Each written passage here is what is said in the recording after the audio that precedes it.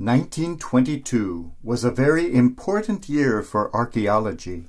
An archaeologist by the name of Howard Carter had been in the land of Egypt for many years, searching for a certain ancient tomb that he was quite sure was there. But so many years of searching had produced nothing. He received permission from his patron for one last attempt to find the tomb. On November 4th, one of Carter's workmen stumbled across a hidden step at the base of the tomb of Ramses VI. They started digging and found an unbelievable treasure, an almost undisturbed tomb that had been there for over 3,300 years without anyone knowing about it. When they opened the door and Carter peered inside, he just stared in amazement. The people around him asked excitedly, "What do you see?" All he could say was, "Wonderful things." He was looking at one of the greatest treasures ever discovered, the ancient tomb of a pharaoh of Egypt, a boy pharaoh who had died at the age of 18, a pharaoh by the name of Tutankhamun. This was King Tut's tomb. He saw there hordes of golden furniture and ornaments, exotic animals, jewels, treasures beyond anyone's wildest imagination.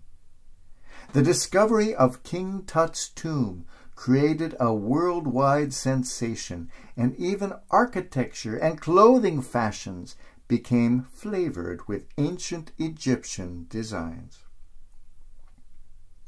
During those 3 millennia, how many people had walked over it without the slightest idea that such a treasure lay right beneath their feet? Deep inside, all of us have the instinct of treasure hunter. Come Easter time, every child likes to hunt for a treasure known as hidden Easter eggs. We're fascinated by tales of buried treasure. When I was a child, one of my favorite books was Robert Louis Stevenson's Treasure Island. I was charmed by Jim Hawkins's adventures with the pirates, the buried gold, and the digs for hidden treasure. My friends and I took to digging for such treasures ourselves. We dug and dug and dug until the old people told us that we were going to dig a hole all the way to China. I'm not really sure if geographically China lies exactly on the opposite side of the globe from Missouri, but that's what they told us. Once we even dug up a real treasure, an old Native American arrowhead, and that delighted us no end. But mostly, the biggest treasures we found were old Indian head pennies, which you still saw once in a while back in those days. Jesus tells a very brief and simple parable about a man who finds a buried treasure in a field.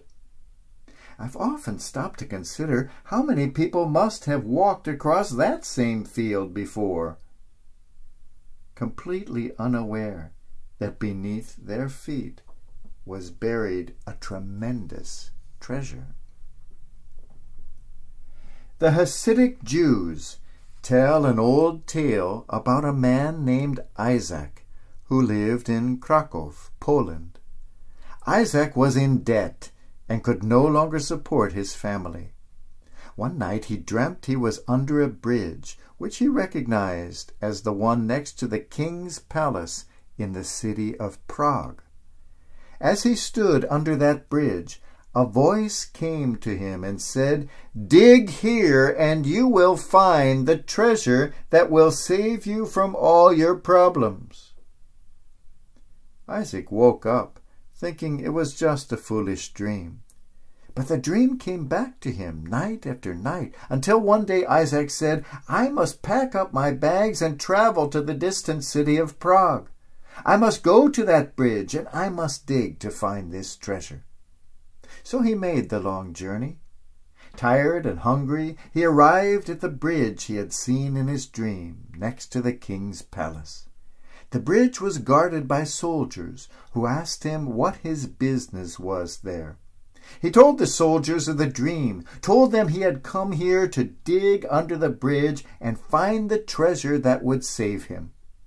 Of course, the soldiers laughed at him, and one of them said, "Well, Isaac, I had a dream last night that my treasure lies buried under the chimney of your house in Krakow, and I'm going to go there right now and dig up that treasure." Well, they all laughed, but something lit up in Isaac's mind in that moment. He hurried home to Krakow and immediately tore out the bricks from the chimney. There, sure enough, he found the treasure. It had been right there under his feet the whole time. We are all in search of treasures, but most of the time, perhaps all of the time, that treasure lies right here with us, right under our feet. We just have to dig a little to see it. What are our treasures? What is it that we are seeking? Buried gold? Pirates' treasures? The tombs of ancient pharaohs? The true treasures of our life are things like happiness, peace, a feeling of being loved. Seek those treasures, and you just might find that they are right under your feet, or right inside your heart. The modern spiritual healer, Dr. Jodi Principali, writes that hidden within every negative feeling is the gem of its opposite.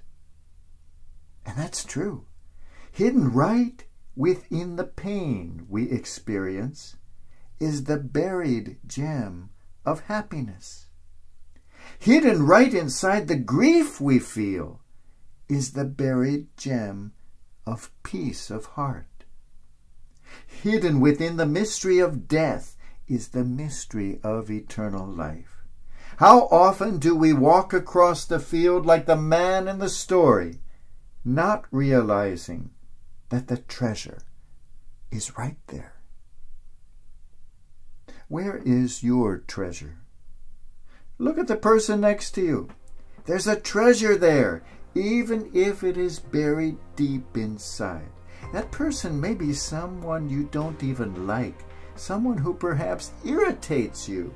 Dig a bit, and you will find the gem inside. Sometimes I have met people I thought I could never get on with, but when I come to know them, when I dig a little under the surface, when I discover their story, their history, their hidden pain, when I find out who they really are, I discover the buried treasure, the hidden gem.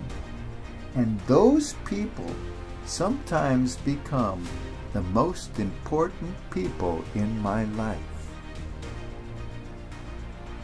American playwright Thornton Wilder wrote, "We can only be said to be alive in those moments when our hearts are conscious of our treasures."